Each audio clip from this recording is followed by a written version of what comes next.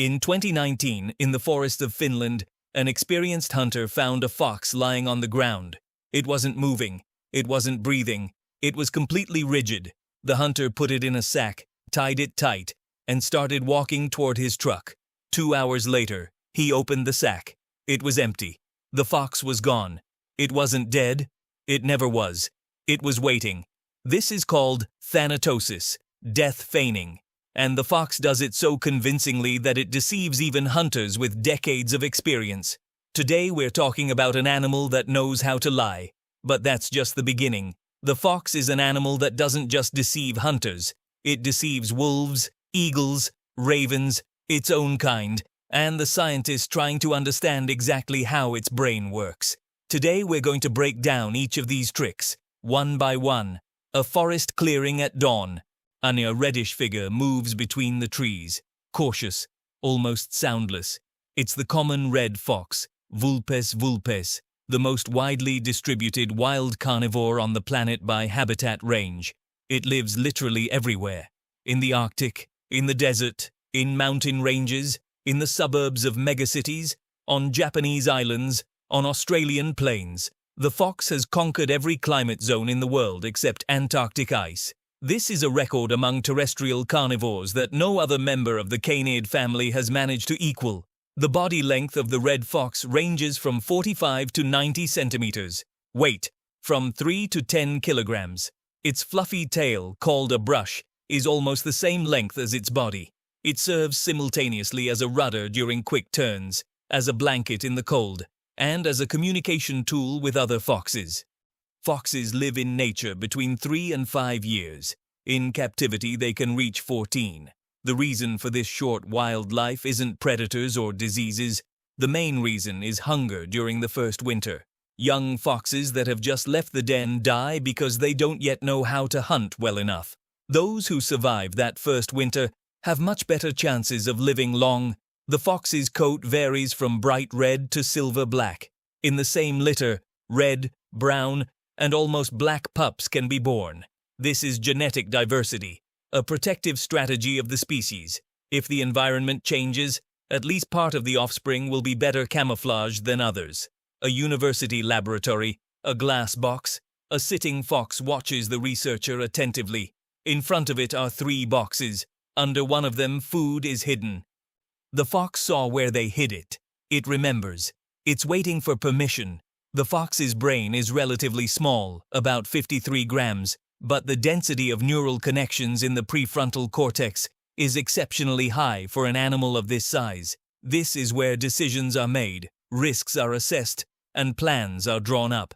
In the fox, this brain area is more developed than in most canids. Research has shown that foxes solve cause and effect thinking problems that leave domestic dogs baffled. A dog looks at its owner and waits for a clue. The fox looks at the problem and solves it alone. This doesn't mean the fox is smarter than the dog. It means it's smart in a different way. German zoologists conducted an experiment. They showed the animal which of 2 containers had food hidden in it and asked it to choose. Foxes chose correctly 70 to 80% of the time. Even when they complicated the task by adding a 3rd container, the percentage barely dropped. Important fact: foxes raised in urban environments show higher results in cognitive tests than their forest relatives. The city literally makes the fox smarter. More problems, more non-standard situations, more experience interacting with humans. The brain trains like a muscle. A snow-covered field. Silence. The fox stands motionless, head lowered, ears pointed forward. Under the snow there's a field mouse. The fox doesn't see it. It hears it. Under 40 centimeters of snow, the fox hears the scraping of the mouse's paws on frozen ground. Then it jumps. It leaps in an arc, almost vertically upward and forward. Front paws pressed to its chest. It lands exactly nose first in the snow.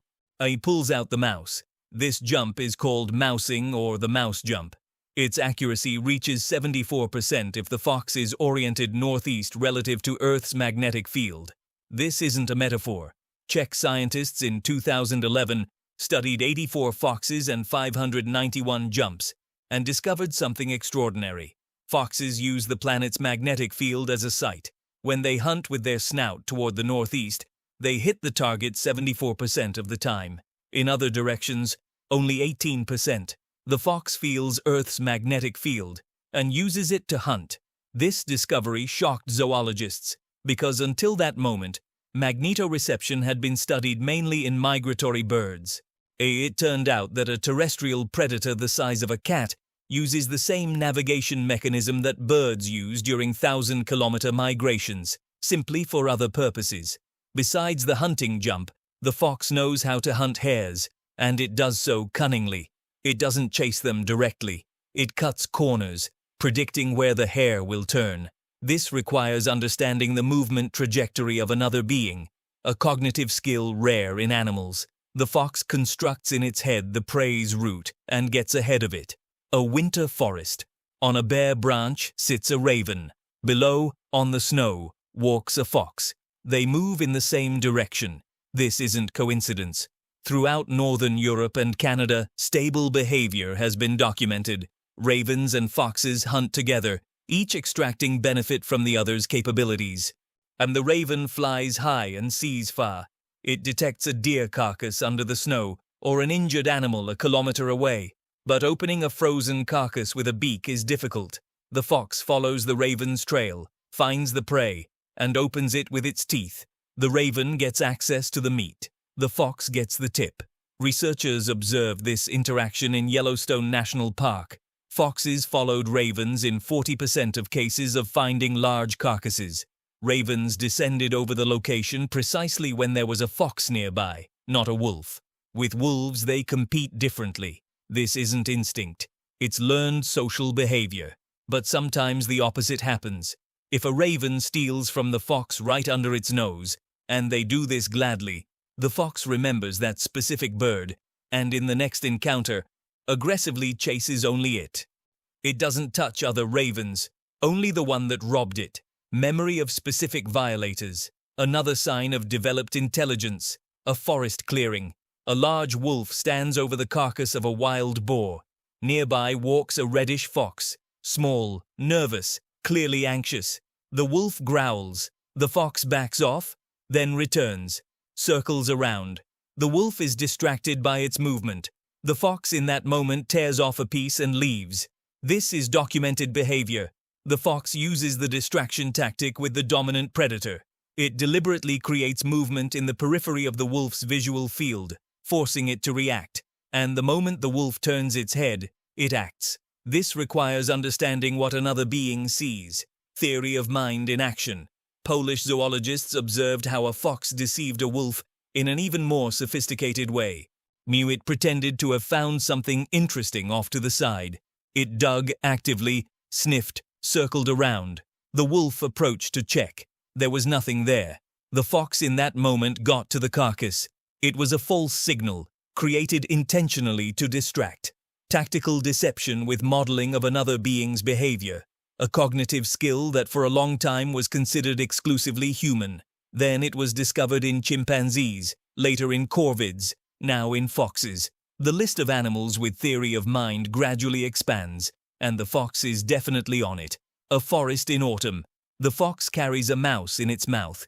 It stops next to a birch tree, digs a shallow hole, deposits the prey, covers it with earth, tops it with leaves. 400 meters later, it digs again, hides again. In a single day, the fox creates dozens of these caches. In winter, it finds them, under the snow, in frozen ground. After a month of blizzards, the fox returns to the exact burial location. Scientists from Oxford mark the caches and verified. Foxes find what's hidden with 80% accuracy, even if several weeks have passed and the terrain has changed after snowfalls. This is spatial memory, the ability to store precise coordinates of objects in the external world. In foxes, it's exceptionally developed. Moreover, foxes remember not only where but what exactly they hid. If next to the cache with a mouse there's a cache with a beetle, the fox goes first to the mouse one during periods of hunger, and to the beetle one when not so hungry. This is called episodic memory, storage of information about a specific event. What, where, and when. For a long time, this was believed to be a purely human capability. Then it was discovered in jays, birds of the corvid family, and later in foxes. The brain again found alternative paths to the same results, the slope of a hill at the forest edge. In the ground there's a round, neat entrance about 20 centimeters in diameter. Nearby, freshly dug earth and several additional openings. This is a fox den. From the outside it looks modest. Inside it's a complex engineering construction. The red fox's den has on average 3 to 5 entrances, several living chambers at different depths, drainage channels, and ventilation shafts. The length of the entire tunnel system can reach 10 to 15 meters. The oldest dens, which foxes occupy generation after generation, become true labyrinths up to 40 meters long. Foxes rarely dig a den from scratch. More often they occupy and expand others' constructions. Badger dens are perfect in size.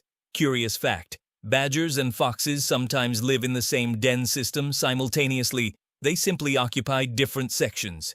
Two completely different families under one roof that don't bother each other for decades. The female fox, the vixen, chooses the den for the litter very carefully. She evaluates drainage. The den must not flood. The entrance direction preferably south, so the sun warms it.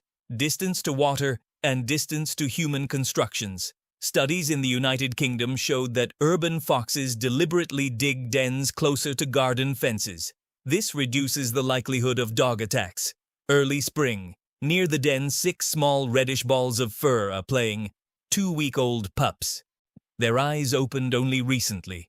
The mother lies nearby, watching the surroundings attentively. The father appears with a mouse in his teeth, deposits it in front of the den, and leaves again.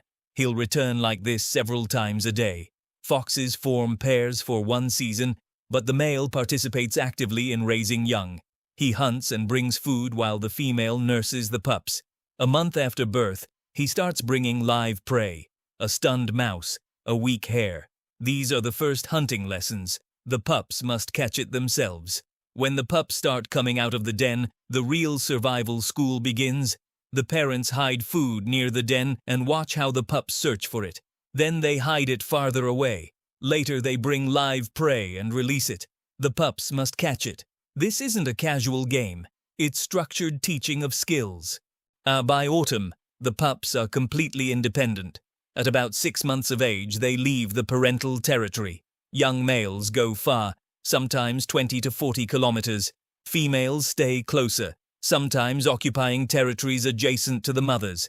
Cases have been documented where daughters help the mother raise the next litter, bringing food to their half-siblings. A nighttime forest, darkness, silence, and suddenly a sound that freezes the blood in your veins. Something between a child's scream and a howl. Sharp, piercing, repeated multiple times. It's a fox.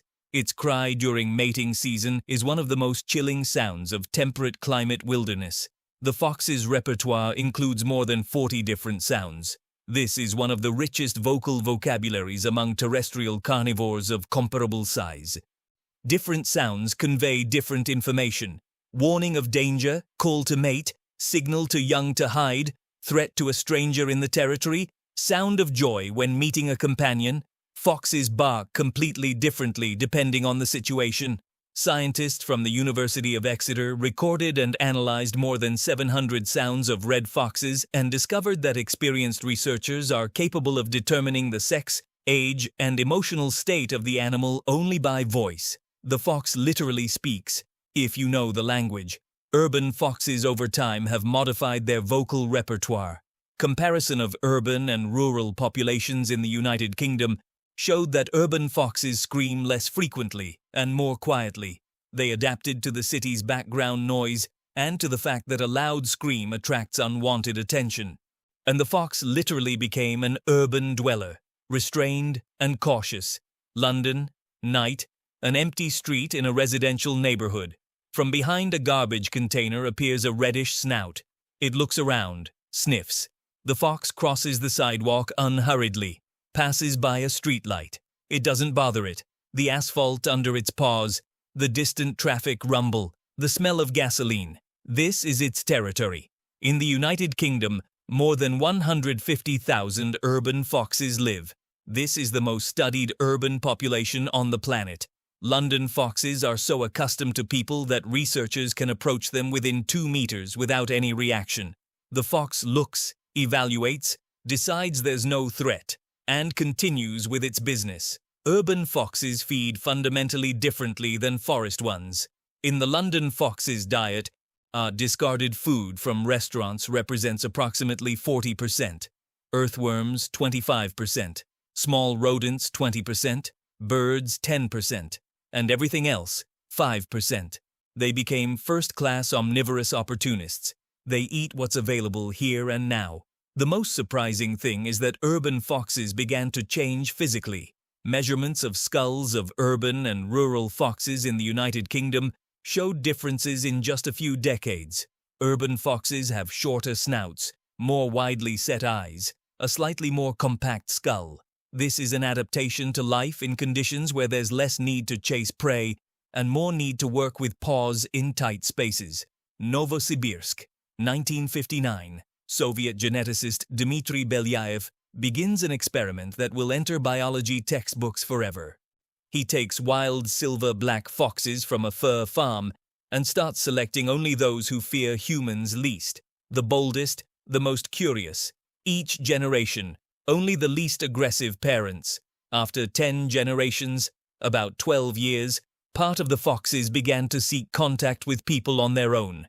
After 20 generations, they wagged their tails at the sight of a human. After 40, they licked hands, whined when separated, called people with their voice. But the most incredible thing is that along with behavior, appearance changed. Ears started to droop, the tail curled, white spots appeared on the face and body, the coat changed, the skull shortened, the brain decreased. All this happened without any selection for appearance, only for behavior. This is called domestication syndrome. The same changes, drooping ears, spots, curled tail, and reduced brain are present in all domestic animals, dogs, cats, pigs, cows. Belyaev showed that it's enough to select animals for docility and everything else changes on its own.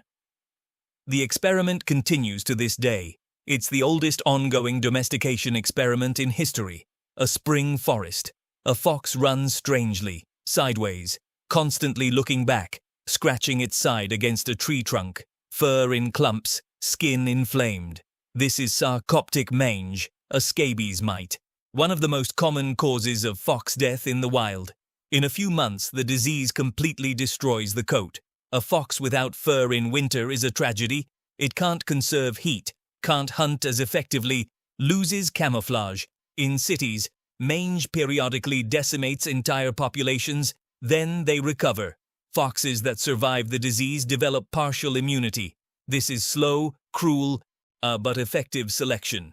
Besides the mite, foxes are a reservoir of rabies in Europe. This is a serious problem. In the 90s, Germany, France, and Switzerland carried out a large-scale program. They dropped from helicopters baits with rabies vaccine directly into the forests. Foxes found them, ate them, and got vaccinated without a single injection. The program worked so well that fox rabies in Western Europe practically disappeared in 15 years. This is one of the most successful examples of mass vaccination of wild animals in history. Israel, 2011. Archaeologists excavate a burial about 16,500 years old. Next to the human remains lies a fox skeleton. The animal was evidently buried intentionally together with the human. This is the oldest known evidence of the bond between human and fox. Thousands of years older than the first burials with dogs. Foxes appear in the mythology of practically all peoples who lived alongside them. In Japanese culture, the fox, kitsune, is a being with special abilities, an intermediary between worlds. The Japanese believed that the fox could take human form, and that with age, it grew additional tails, a sign of wisdom and power. The fox cult in Japan has existed for more than 1,000 years. In Northern Europe, the fox is a symbol of cunning and survival. In Scandinavian sagas, the fox is never the strongest, but always turns out the victor. It doesn't fight, it outplays. This is an accurate observation of the animal's real behavior, to which peoples gave symbolic meaning even before the appearance of writing. The northern peoples of Canada and Alaska considered the fox a guiding spirit that helped hunters read snow and wind, probably because fox tracks on snow really do show where prey is hiding. Foxes and humans in the tundra competed for the same animals and involuntarily gave each other clues about where to hunt. The Arctic tundra, white space to the horizon, wind carries snow almost horizontally, temperature 70 below zero. Through that white hell walks a white being, an Arctic fox, almost invisible on the snow. It searches for food where it seems there can't be any. The Arctic fox is a separate species, Vulpes lagopus. It withstands temperatures down to 70 degrees below zero. This is a record among mammals. Its fur is one of the most effective natural insulators in nature. The hair density is double that of the red fox. The paws are covered with dense fur underneath. This is both thermal insulation and anti-slip coating on ice. In summer, the Arctic fox is brown or gray. In winter, snow, white. The color change takes several weeks twice a year. This is one of the most perfect seasonal camouflage systems among mammals. Photographers wait hours for the Arctic fox on the snow and can't find the animal sitting 1 meter from the lens. In lean years, Arctic foxes follow polar bears. The bear hunts seals, eats the best, leaves the rest. The fox picks up what remains. It can follow the bear for tens of kilometers. This is risky. The bear can turn around and kill the fox, but the fox goes anyway. Hunger is stronger than fear. Scotland, a country house. The owner comes to the garden in the morning and can't understand what's happening. His sneakers that he left by the porch have disappeared. The next day, the garden gloves, then the slippers. A week later, a rubber duck from the bathroom that he left on the porch to dry. He installed a camera. It turned out that a local fox came every night and methodically took everything soft, rubber, and human-made. The camera recorded it carefully, sniffing each object and taking what seemed interesting. Near the den, they later found a real warehouse of human objects. 23 items in 3 weeks, including a children's toy and 1 sock. In Berlin, there was a fox that systematically stole balls from a tennis court. The court guard tried to catch it unsuccessfully for several months. The fox came only when the court was empty, always from a different side of the fence, always left through different holes. When they finally found its den, there were 86 tennis balls. What for? Science has no answer. Apparently it liked them. Japanese farmers complain about a particularly virtuoso trick of local foxes. The fox lies down by the chicken coop and pretends to be dead. The chickens, incredibly curious creatures, start approaching closer and closer to examine the incomprehensible reddish object. When the distance becomes suitable, the fox gets up. The hunt is over. This is a real ambush with bait of itself. A nighttime park. A fox walks the boundaries of its territory. It stops at every notable place, tree, stone, bush, and leaves a scent mark. This isn't just "I was here." It's a complex message for other foxes.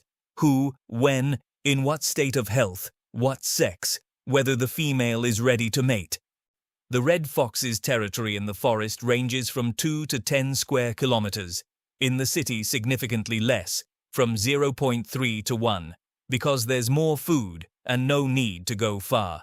Territories of neighboring families sometimes overlap, especially at the edges, but the central zone around the den is strictly defended. Foxes don't always fight over territory. More often they negotiate. Scent marks contain information about how long ago the fox was here, and the experienced neighbor understands. If the mark is fresh, the owner is nearby. Better not intrude. If it's old, you can pass. This is an information system without direct contact that reduces the amount of conflicts and injuries. Interesting fact: when a fox dies or abandons the territory, neighboring foxes feel it from the disappearance of fresh marks. The new owner arrives, studies the old scent maps, and begins to remark the territory on top. This takes several days. Transition of power without a single confrontation. A university laboratory, a cage. A fox sees a large mirror for the first time. First reaction, aggression. It growls at its reflection, goes around the mirror from behind, looks for the intruder. Then a pause. It tilts its head. The mirror tilts too. The fox makes a sharp movement with its paw. The reflection does the same. Something changes in its gaze. The self-recognition test in the mirror is a standard tool of cognitive science. A mark is placed on the animal in a place it can't see without a mirror. Then the mirror is given, and they watch whether it tries to remove the mark. If it does, it means it understands that in the mirror it sees itself. The test was passed by chimpanzees, dolphins, elephants, orcas, some corvid birds. Data on foxes is ambiguous. The classic test with a mark they don't pass as cleanly as primates, but they demonstrate behavior that scientists call self-oriented. They use the mirror to examine body parts they couldn't otherwise see. This is a borderline result that continues to be studied. What is known for certain is that foxes don't perceive their reflection as a threat for long. After the first minutes of confusion, they lose interest in the stranger who doesn't smell. Smell is more important than sight. A creature without smell doesn't exist. This is a fundamentally different model of reality perception than in primates. A summer meadow. A young fox tosses a mouse in the air. The mouse is no longer alive. The fox caught it a minute ago. But the fox tosses it again, catches it with its paw, tosses it again. This continues for several minutes. It's not hungry. It's playing with food, literally, and doesn't feel anything strange about it. Foxes play throughout their lives, not just in childhood. This distinguishes them from most predators who abandon playful behavior upon reaching sexual maturity. Adult foxes play with each other, with young, with objects they find, and sometimes with dogs, intentionally. On the internet, there are hundreds of videos where a fox in an urban park or garden clearly provokes a domestic dog to play. It does a play bow, front paws down, rear up, jumps back, returns. Some dogs accept the play, others don't. The fox clearly distinguishes reactions and at signs of real aggression leaves immediately. Researchers consider play in adult animals a sign of cognitive complexity. It requires surplus resources.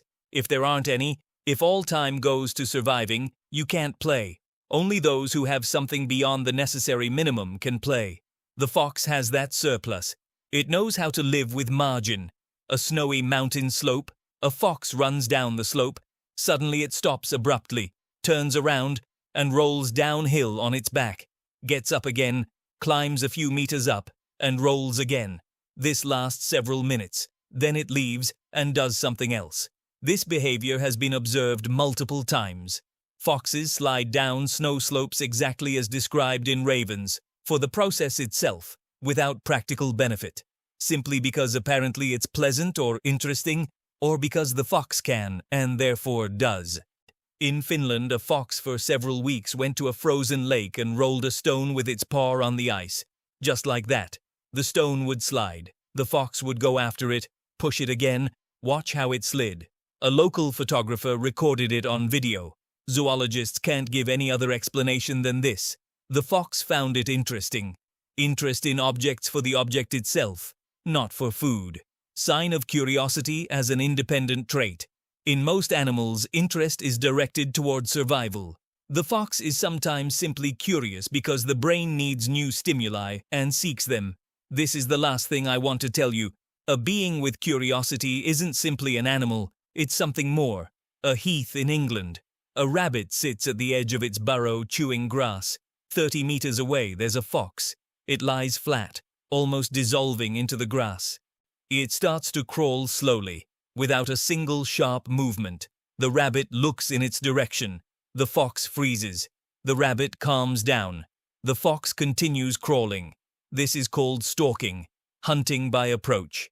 The fox can remain motionless for several minutes if the rabbit looks directly, and continue movement when it looks away. This requires precise tracking of the gaze vector of another animal and understanding of when it's in the dead zone of perception. Rabbits, for their part, evolved alongside foxes for millions of years. They know how to recognize the fox's smell at several hundred meters and stand alert, freeze upon detecting a threat.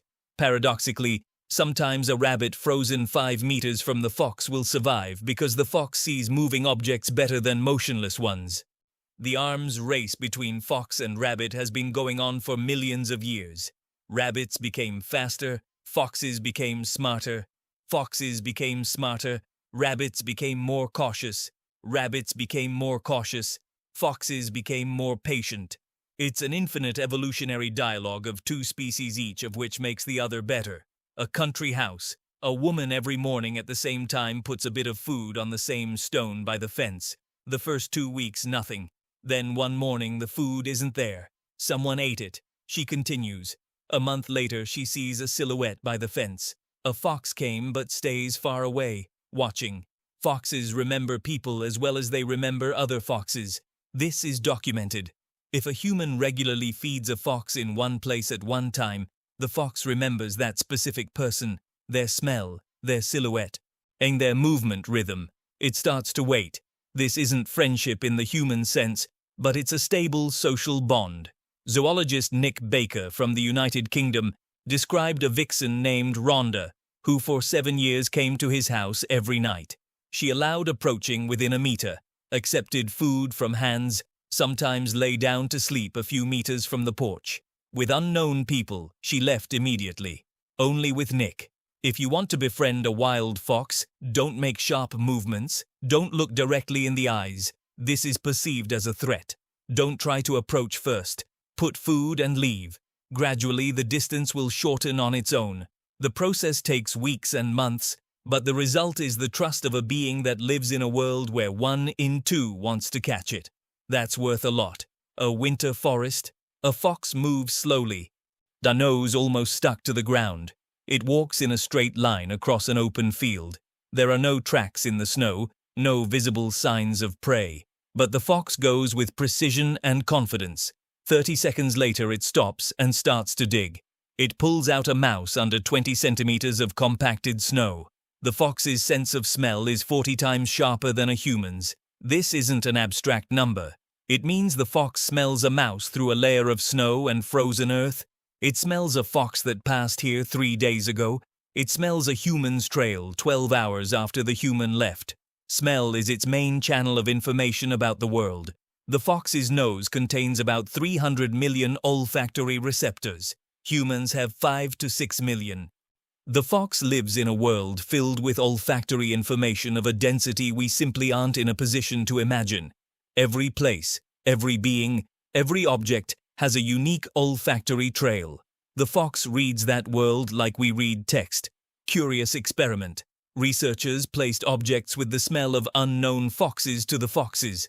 The animals reacted differently than to objects with the smell of known neighbors. They distinguished not just own from foreign, but evaluated the degree of familiarity.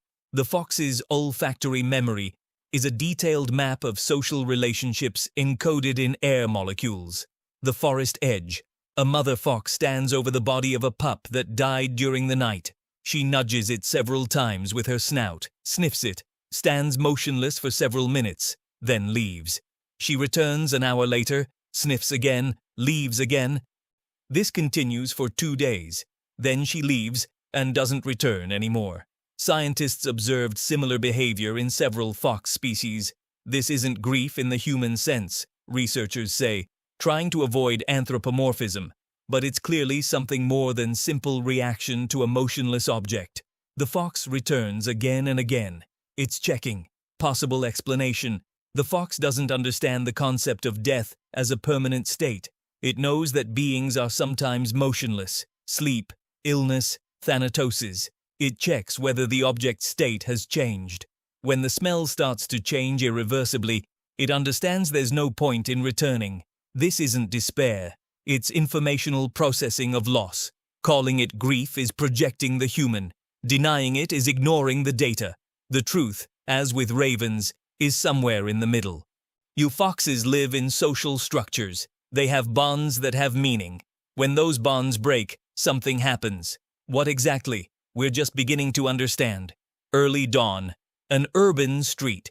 Between garbage containers and parked cars moves a reddish shadow. It stops, looks around. Its amber eyes reflect the streetlight. It looks at you and sees more than you think.